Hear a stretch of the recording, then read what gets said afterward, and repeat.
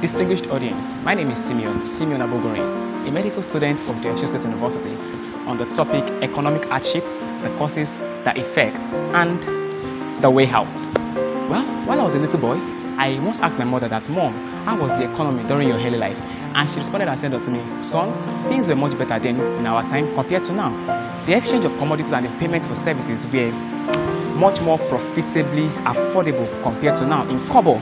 This got me thinking as I went further to ask my grandma the same question as I asked my mother, and my grandma responded to me in her native dialect by her septuagenarian intonation that, "Oh, ọmọ nǹkan máa wọ́n gbọ́ngbà tiwa ṣe bí ṣílìn ara nǹkan tí nǹkan bá dẹ̀ wọ́n bí pọ́n nǹkan sí pọ́n méjì àti ra nǹkan tá a fẹ́ get," which meant by anglicized transliteration that, "Son, things were not hard during our time. Things were purchased in shillings, and when it is slightly expensive, with £1 to £2, justice should be done to that."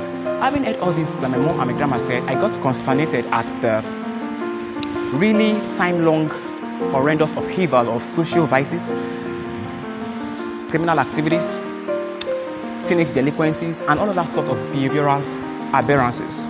Okay, ladies and gentlemen, let's delve with a unanimous mindset into the causes of economic hardship.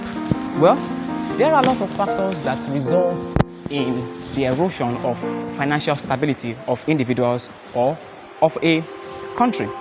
Okay, now what are they? Let's talk about the lack of access to quality education. That is one. Another manifestation that often amplifies the effect of economic hardship is the lack of, or let's say, limited access to social services and health facilities. Can I tell you something? That even the economy itself, the structure is very defective, and some of its manifestation includes the disproportionate allocation of national revenue.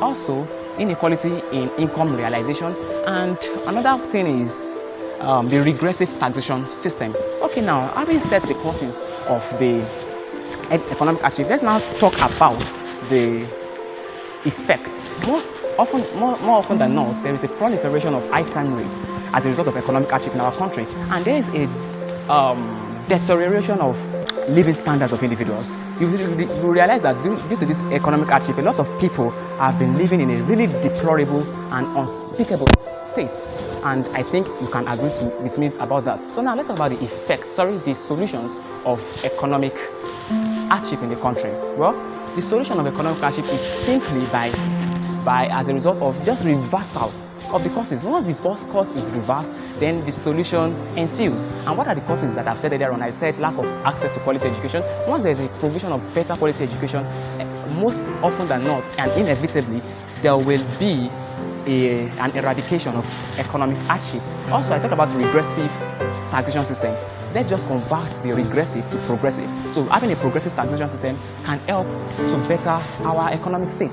Also, I talked about disproportionate resources allocation. Once there's a proportionate resource allocation, there will be a better economy in the country. Having said all this, my name remains Simeon Abogorin. Thank you very much. See ya.